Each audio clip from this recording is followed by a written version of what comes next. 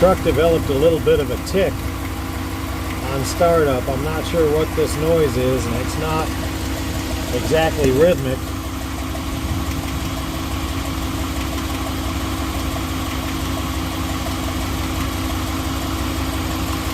Let's go to the passenger side.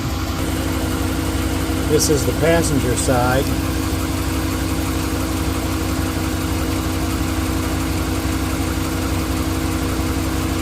Don't really hear it as much. I hope to God I don't have a lifter going out.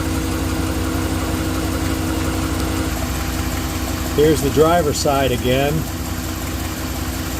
Truck's been idling for about a minute or so, a minute and a half. Any ideas, Ram Forum members?